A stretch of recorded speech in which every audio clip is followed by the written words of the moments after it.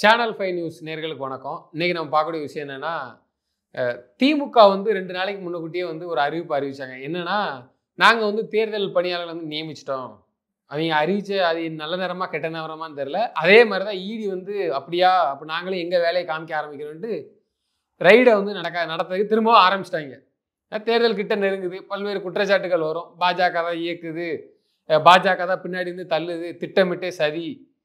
திட்டமிட்டே சதின்னு எப்படிதான் வாய் கூசாம சொல்றாங்கன்னு தெரியல. அப்படியே இருக்கட்டுமே, திட்டமிட்ட சதியாவே இருக்கட்டுமே, தான் மேல தப்பு இல்லைன்னா அனுப்பி வச்சுட்டு செக் பண்ணிட்டு போக வேண்டியதானே.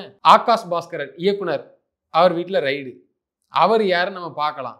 உதயநிதியை பொறுத்த வரைக்கும் தமிழ் இண்டஸ்ட்ரியில வந்து அவங்க தான் வந்து ஆக்குபேட் பண்றாங்க. அவங்க தான் வந்து எல்லாத்தையும் வந்து கைவசப்படுத்துறாங்க. ஒரு குற்றச்சாட்டு, பெரிய குற்றச்சாட்டு. இந்த டான் பிக்சர்ஸ் அப்படின்னா அவருடைய நிறுவனம். இதுல வந்து பங்குதாரராக கூட, இயக்குனராக கூட இவருன்னா உதயநிதி அவர்கள் இருந்ததாக ஒரு தகவல் வந்து வருது. ஏன் இப்ப அங்க போனாங்க? அது என்ன காரணம்? ஒட்டுமொத்தத்தையும் தான் தான் பண்ணணும், தான் தான் நிர்வகிக்கணும் ஆசைப்பட்டா அது இப்படிதான் இருக்கும். வெளியில தெரிஞ்சிடக்கூடாது இல்ல. எல்லாமே நம்ம மேல ஒரு குற்றச்சாட்டு வந்துடக்கூடாது. அப்ப என்ன, அதுவே ஒரு பேசு பொருளா ஆயிடக்கூடாது. அதுக்காண்டி தான் வந்து பினாமின்னு சொல்லுவாங்களா, கட்சியில வந்து பினாமி. மோஸ்ட்லி வந்து இந்த அரசியல்வாதிகள்லாம் பினாமி மாதிரி இருப்பாங்க. நம்மளால அது ஏன்னா அந்த பிடிஆர் பள்ளிவேல் தியாகராஜன் அவர்களே சொன்னார், 30,000 கோடிக்கு மேல சம்பாதிச்சாங்க, எங்கன வைக்கணும் அவங்களுக்கே தெரியல. அப்ப பாத்துக்கங்க. அவரே சொல்றாருன்னா பாத்துக்கங்க. ஒரு ஆடியோ வந்துச்சு. இப்ப அங்கிட்டு போய் கேட்டா ஏஐம்பாங்க. அது ஒரு தொழில்நுட்பம் வந்ததுனால இப்ப அப்படி சொல்லி சமாளிச்சுப்பாங்க. இந்த கூட்டணி கட்சிகள் பாஜக தான் திட்டமிட்டே சதி வேலை செய்யுது, ஈடி ரைடு அனுப்புது, எங்களுக்கு எதிராக பயன்படுத்துறாங்க. ஏன் இந்த விஷயத்துல வாய் திறக்கலன்னு தெரியல. ஒருவேளை முட்டிட்டு போட்டு நான் தெருவும் திண்ணியமா வரட்டு அப்படிங்கிறத நினைச்சிட்டு விட்டுட்டு போயிட்டாங்களான்னு தெரியல. எனக்கு என்னமோ அப்படிதான் நினைக்கிறேன். போட்டு இவங்களும் வாங்கி கேட்டுட்டு அப்படிங்கிற மாதிரி தான் பண்றாங்களோன்னு நினைக்கிறேன். சரி, அதே நேரத்தில் வந்து டாஸ்மாக் மேனாள் இயக்குனர் விசாகன் அவர்களது வீட்டிலே வந்து ரைடு. அவர் கதையை கேட்டீங்கன்னா ஜன்னலுக்கு வெளியே யாருக்குனே டாஸ்மாக் வழக்கு வந்து பெண்டிங்ல இருக்கு. எல்லாத்துக்குமே தெரியும் இத்தனாயிரம் கோடி ஊழல் நடந்திருக்கு அதுல அப்படின்ட்டு. அவர் வீட்டில் நடத்தும்போது ஜன்னலுக்கு வெளியில பார்க்கும்போது ஜெராக்ஸ் பேப்பர்லாம் கிழிச்சு போட்டிருக்காரு தலைவர். இந்த வாட்ஸ்அப் சேட்டிங் அது இவங்க எப்படி பார்த்தாங்கன்னு தெரியல, பார்த்துட்டாங்க, கிழிச்சு எரிஞ்சிருக்காங்க. அது தப்பு இல்லைன்னா ஏன் இதெல்லாம் செய்யணும்? ஏன்னா மேடைக்கு மேடைக்கு இவங்க தான் பேசுறாங்க. நாங்க தான் நல்லவர்கள், எங்களை விட்டா நாதி கிடையாது, தமிழ்நாட்டை காப்பாற்றுவதற்கு ஆள் கிடையாது. பேசுறது இதே திமுக. இல்ல திமுக இன்னொரு விஷயத்த கையில் எடுத்திருக்கு. என்னன்னா, ஒரு பக்கம் ஈடி அதை வந்து மழுங்கடிக்கணுமா. இந்த மெயின் ஸ்ட்ரீம் மீடியால யாருமே இதை பத்தி பேசுறது கிடையாது. அதுக்கும் நான் கொஞ்சம் வரேன். இதை மழுங்கடிக்கிறதுக்கு அதிமுக முன்னாள் அமைச்சர்கள் வீடுகளில் போய் லஞ்ச ஒழிப்புத்துறை சோதனையா. இந்த லஞ்ச ஒழிப்புங்கிறது யாரு? மாநில கட்சி, அவங்க அதிகாரம், அவங்க கண்ட்ரோல்ல இருக்கிறவங்க. அதிமுக ஆட்சிக்கு வரும்போது அவங்க திமுக மேல பண்றதும், திமுக ஆட்சி வரும்போது அவங்க இவங்க மேல பண்றதும் மாறி மாறி வழக்கம். இதான் வழக்கம். திமுக ஆட்சியில லஞ்ச ஒழிப்புத்துறை சோதனைன்னு சொல்லிட்டு திமுக அமைச்சர்கள் மேல இருந்ததா சரித்திரமே இருக்காது. அதிமுக ஆட்சியிலே இருக்காது. இதை மழுக்கடிக்கிறதுக்கு இதை கையில் எடுக்க வேண்டியது. யாருக்குன்னே ஒரு ரவுண்ட் எடுத்தாங்க. அப்போ ஒரு ரைடு, திமுக மேல ஒரு ரைடு. அதுக்கு வந்து அப்படி கையில் எடுக்க வேண்டியது.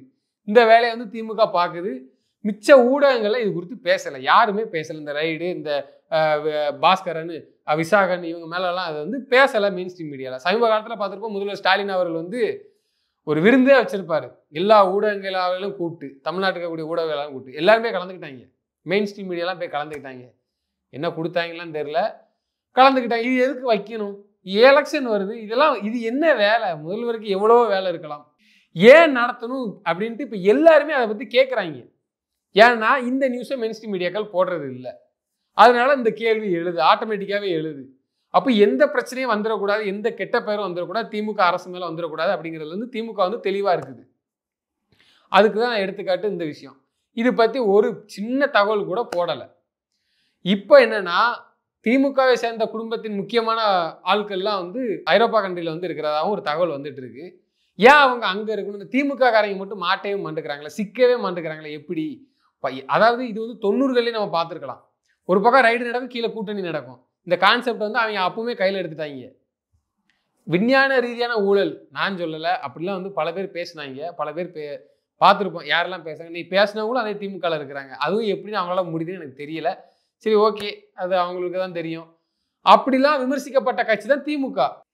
அப்போ திமுக காரங்க மேல மட்டும் அலிகேஷன் வரும்போது எப்படி தப்பிக்கிறாங்க? ஈஸியா தப்பிச்சிருந்தாங்க. துரைமுருகன் வீட்டில் ரைடு வந்துச்சுன்னா அவர் டெல்லி போறாரு. செந்தில் பாலாஜி மேல டெல்லி எதுக்கு போறாங்க அப்படின்னு கேள்வி கேட்குறாங்க. இன்னைக்கு கேள்வி கேட்கறத தாண்டி டெல்லியில் அவங்களுக்கு என்ன வேலை? பாஜக ரைடு நடத்துது, சரி பாஜக தான் பண்ணுது. ஆளுங்கட்சி அவங்க கையில ஈடு இருக்கிறதுனால பண்ணுதாங்க அப்படின்னு ஒரு விமர்சனம் இருக்கு. சரி அப்படியே வச்சுப்போமே. இவன் அங்க போயிட்டு வரதுக்குள்ள இவங்க மட்டும் எப்படி எந்த ஒரு தண்டனையும் அனுபவிக்க முடியல. அவங்களால வந்து இந்த கேஸ்ல எப்படி மழுங்கடிக்கப்படுகிறது? நீதிபதியே கேட்கிறாரு செந்தில் பாலாஜிட்ட, நீங்க வந்து அமைச்சரா இருக்கீங்களா இல்ல நார்மலா எம்எல்ஏ இருக்கிறாங்க, இதெல்லாம் கேட்கலாமா முதல்ல நீதிபதின்ட்டு இன்னைக்கு எல்லாருமே கேட்க ஆரம்பிக்கிறாங்க. இது உண்மையிலே நீதிபதி கேட்கலாமா?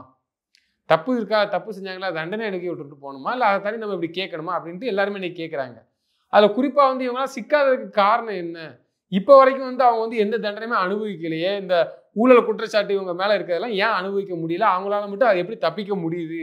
அங்கே போயிட்டு வந்ததுக்கப்புறம் இந்த கேஸ்லாம் வந்து மழுங்கடிக்கப்படுகிறது. யாருமே வந்து அந்த தண்டனை அனுபவிக்க முடியல. யாருமே அந்த குறித்து வந்து ஈஸியாக சில கேஸுகள் வந்து எப்படின்னா தள்ளுபடி செய்யப்பட்டதுலேருந்து விடுதலை, இவர் அந்த கேஸுலேருந்து விடுதலை, இந்த வழக்கின் மீது விடுதலை எப்படி வந்துடுது. சில இது இழுத்துக்கிட்டே போகுது, இன்னும் 10 வருஷமா 5 வருஷமா. அப்போ பல பேர் என்ன சொல்றாங்கன்னா அந்த விஷயத்துல வந்து அண்டர்ஸ்டாண்டிங் ஆயிடுறாங்க, மத்திய அரசோட இணக்கமாயிருது திமுக, இதை வந்து தொடர்ச்சியா வந்து கையாண்டுட்டு வருது அப்படின்னு சொல்றாங்க. அதே நேரத்தில் ஈடி வந்து தேர்தல் நேரத்தில் வந்து திட்டமிட்டே பழிவாங்கப்படுகிறது அப்படின்னு சொல்லி பரவலாக பேசிட்டு இருந்தவங்களும் இப்போ அமைதியாயிட்டாங்க. கூட்டணி கட்சியில் இருக்கிறவங்க சொல்றேன், தொடர்ச்சியா பேசிட்டாங்க, அவங்களும் அமைதியாயிட்டாங்க. யாருமே இதை குறித்து பேசலை, பிற கட்சிகளும் இதை குறித்து பெருசா பேசலை. ஒருவேளை இவங்க மேல தண்டனை நிரூபிக்கப்பட்டதுக்கு அப்புறம் தான் பேசுவாங்களா? எனவே கூடிய விரைவில் இது சம்பந்தப்பட்டவர்கள், அதாவது திமுகவில் குடும்பத்தை சேர்ந்தவர்களே முக்கியமானவர்கள் சிறை செல்வார்கள் என்று தான் பரவலாக பேசப்பட்டு வருகிறது. குறிப்பா பல ஆயிரம் கோடி சம்பாதிக்கிறாங்க, இதெல்லாம் எப்படி அவங்களால மட்டும் முடியுது? ஏன் இவ்வளவு ஊழல் நடக்குது, இவ்வளவு லஞ்சம் நடக்குது, வெளிப்படையாவே தெரிகிறது, ஆனா சிக்க மாட்டேங்கிறாங்க அப்படின்னு எல்லா பொதுமக்கள்கிட்ட இருந்து எல்லாருக்குமே இன்னைக்கு ஒரு பெரிய கேள்விக்குறியா இருக்கு. எந்த அளவுக்கு இவர்கள் கையாண்டு தண்டனை பெற்றுக் கொடுக்காங்க என்பது வரக்கூடிய காலங்களில் தெரிய வரும். நன்றி, வணக்கம்.